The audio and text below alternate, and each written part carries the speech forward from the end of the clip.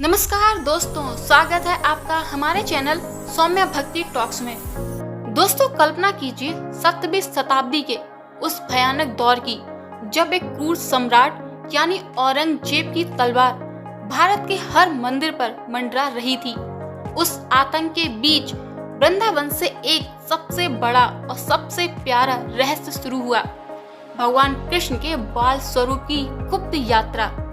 अंधेरी रातों के साए में पुजारियों का एक समूह अपनी जान हथेली पर रखकर काले संगमरमर की इस दिव्य मूर्ति को एक साधारण बैलगाड़ी में छिपाकर ले जा रहे थे।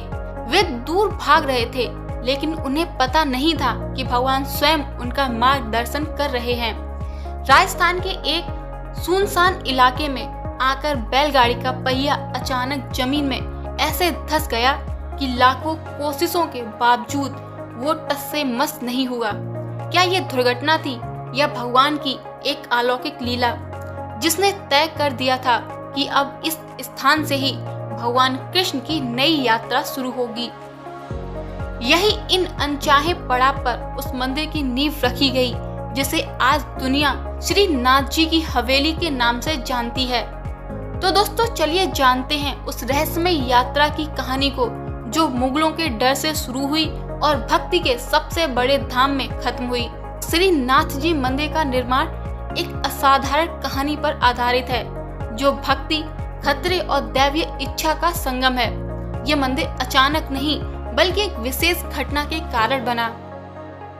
17वीं शताब्दी के मुगल सम्राट औरंगजेब ने हिंदू मंदिरों को नष्ट करने का अभियान चलाया। गोवर्धन पर्वत पर स्थित श्री नाथ जी की मूल मूर्ति भी खतरे में थी।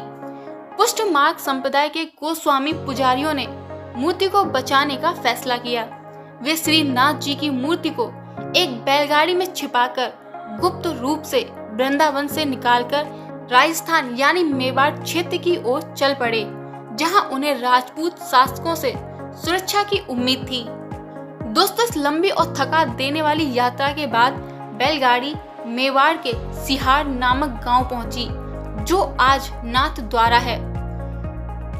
जब पुजारी वहां रुकने की तैयारी कर रहे थे, तो अचानक से ही बैलगाड़ी का पहिया जमीन में धंस गया। पुजारी ने हर संभव प्रयास किया, लेकिन बैलगाड़ी टस से मस नहीं हुई। पुजारियों और भक्तों ने इसे भगवान श्री नाथ का स्पष्ट संकेत माना कि अब आगे नहीं जाना है, बल्कि इसी स्थान पर स्थानीय रूप से विराजना चाहते थे। उस समय मेवाड़ के महाराजा राज सिंह प्रथम ने मूर्ति को शरण देने और मुगलों से बचाने का आश्वासन दिया था।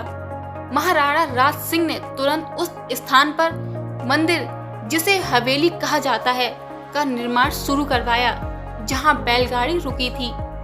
1672 ईस्वी में श्री नाथ जी की मूर्ति को विधिवत इस नए मंदिर में स्थापित किया गया। इस प्रकार श्री नाथ जी मंदिर का निर्माण किसी योजनाबद्ध तरीके से नहीं, बल्कि दैवीय इच्छा यानी पहिया धंसने की घटना और एक हिंदू राजा के संरक्षण के कारण हुआ। यही कारण है कि ये मंदिर आज भी भक्तों के लिए इतना पूजनीय है। श्री नाथ जी मंदिर का निर्माण मुख्य रूप से मेवाड़ के महाराजा राज सिंह प्रथम के संरक्षण में हुआ था। ये मंदिर किसी एक व्यक्ति के योजनाबद्ध तरीके से नहीं बनाया गया, बल्कि ये दैवीय हस्तक्षेप के बाद राजकीय संरक्षण का निर्माण था।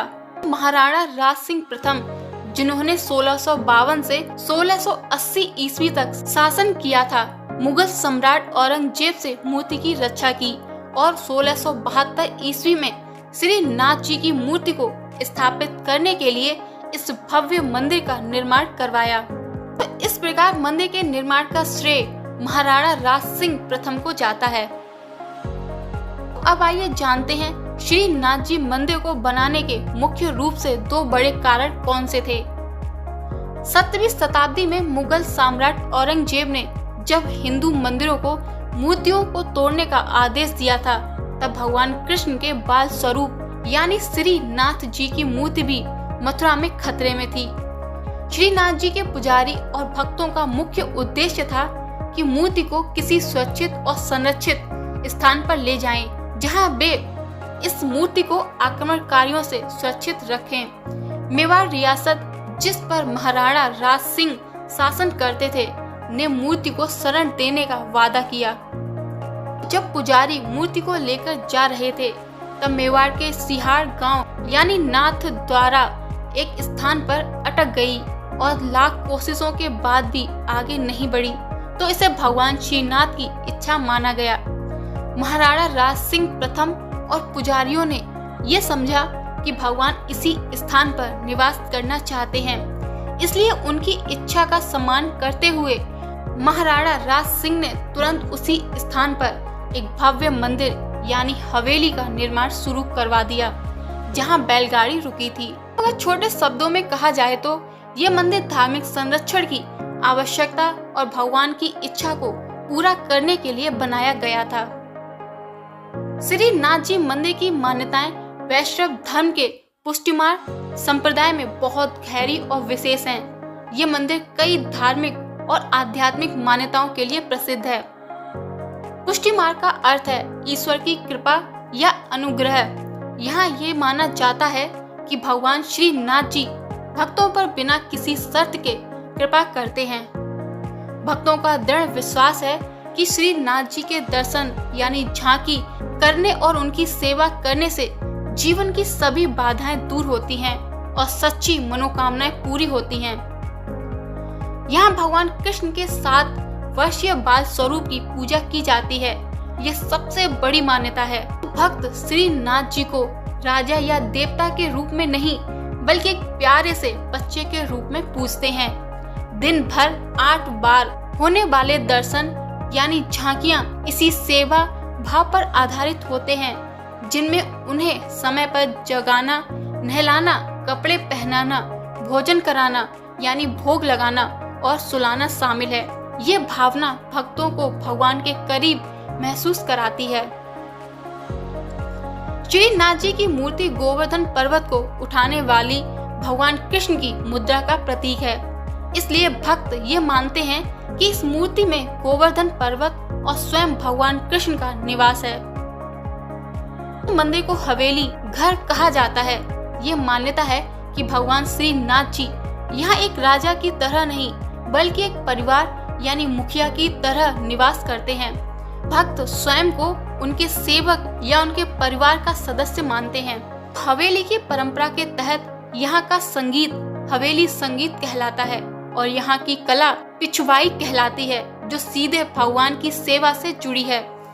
इन मान्यताओं के कारण श्री नाथ जी मंदिर केवल एक धार्मिक स्थल नहीं, बल्कि एक जीवंत और प्रेम से भरा घर माना जाता है। श्रीनाथ मंदिर यानी नाथ द्वारा के बारे में कई रहस्य और अनोखी बातें हैं, जो इसे अन्य मंदिरों से अलग करती हैं। इन रहस्यों को अक्सर लीला या विलक्षणता के रूप में देखा जाता है। ये माना जाता है कि श्री नाथ जी की मूर्ति को किसी कलाकार ने नहीं बनाया, बल्कि ये गोवर्धन पर्वत से स्वयं प्रकट हुई थी।